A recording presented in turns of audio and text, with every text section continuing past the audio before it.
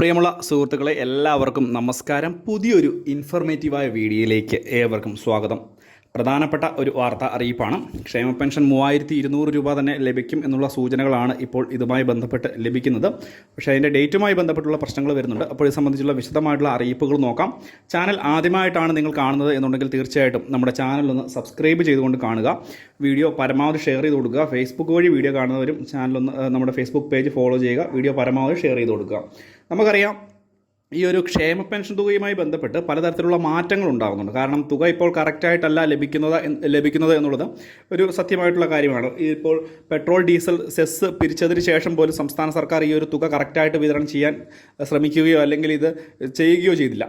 പ്രത്യേകിച്ച് കഴിഞ്ഞ ഉത്സവ സീസണിൽ, അതായത് ക്രിസ്മസിനോടൊക്കെ അനുബന്ധിച്ച് സാധാരണ രീതിയിലെങ്കിലും 2 മാസത്തെ തുക ലഭിക്കേണ്ട ഒരു സാഹചര്യമാണ്. മാത്രമല്ല, ഈ ഒരു വിഷയത്തിൽ സംസ്ഥാന സർക്കാർ കോടതി കയറുന്ന സാഹചര്യമുണ്ടായി. ഹൈക്കോടതിയിൽ വരെ ഇതിൻ്റെ കേസ് ചെല്ലുകയും ഇടുക്കി സ്വദേശിയായ മറിയക്കുട്ടി നൽകിയ ഹർജിയിൽ ഹൈക്കോടതിയിൽ ഹിയറിംഗ് കേൾക്കുകയും അതിനുശേഷം സംസ്ഥാന സർക്കാരിൻ്റെ കാര്യങ്ങൾ പറയുകയും ചെയ്യേണ്ട രീതിയിലേക്കൊക്കെ സാഹചര്യം വന്നു. മാത്രമല്ല, വലിയ രീതിയിലുള്ള പ്രതിഷേധങ്ങൾ ഈ ഒരു സാധാരണക്കാരായിട്ടുള്ള ക്ഷേമ പെൻഷൻ കൈപ്പറ്റുന്ന ആളുകളിൽ നിന്ന് സംസ്ഥാന സർക്കാരിന് ഏൽക്കേണ്ടതായി വന്നു എന്നുള്ളത് മറ്റൊരു കാര്യമാണ്. ഇതിൻ്റെയൊക്കെ പശ്ചാത്തലത്തിലാണ് സംസ്ഥാന സർക്കാർ നിലവിൽ വലിയ സമ്മർദ്ദത്തിലാണ് എന്നുള്ള റിപ്പോർട്ടുകൾ കഴിഞ്ഞ ദിവസത്തിൽ ക്ഷേമ പെൻഷനുമായി ബന്ധപ്പെട്ട് വരികയും ചെയ്തു. ഇതിൻ്റെ ഒരു പ്രതിഷേധങ്ങൾ വീണ്ടും കൂടുതൽ ശക്തമാവുകയാണ് എന്നുണ്ടെങ്കിൽ വരുന്ന ലോക്സഭാ ഇലക്ഷനിലും ഇത് സംസ്ഥാന സർക്കാരിനെതിരെ വോട്ടായി മാറും എന്നുള്ള ഒരു ചിന്ത അല്ലെങ്കിൽ ഒരു ഭയം മുൻകൂട്ടി കണ്ടുകൊണ്ടാണ് ഇപ്പോൾ പുതിയ നടപടികളിലേക്ക് സംസ്ഥാന സർക്കാർ പോകുന്നത് എന്നുള്ള സൂചനകളാണ് ഇപ്പോൾ വരുന്നത്. നമുക്കെല്ലാവർക്കും അറിയാം, 2ാം ഘട്ടത്തിലേക്ക് ഈ ഒരു സർക്കാരിനെ കൊണ്ടുവരുവാനുണ്ടായിരുന്ന അല്ലെങ്കിൽ ഈ ഒരു പ്രസ്ഥാനത്തെ കൊണ്ടുവരുവാനുണ്ടായിരുന്ന പ്രധാന കാരണങ്ങൾ ഒന്ന് ക്ഷേമ പെൻഷൻ വിതരണവും അതുപോലെ തന്നെ സൗജന്യ ഭക്ഷ്യക്കിറ്റിൻ്റെയൊക്കെ വിതരണമായിരുന്നു. ഈ ഒരു ഘട്ടത്തിലായിരുന്നു ഇവർക്ക് രണ്ടാമതായിട്ട് ഭരണം ലഭിക്കുകയും അതിനുശേഷം വളരെ മോശമായിട്ടുള്ള രീതിയിൽ കാര്യങ്ങൾ പോവുകയും ചെയ്തു ക്ഷേമ പെൻഷനുമൊക്കെയായി ബന്ധപ്പെട്ടു.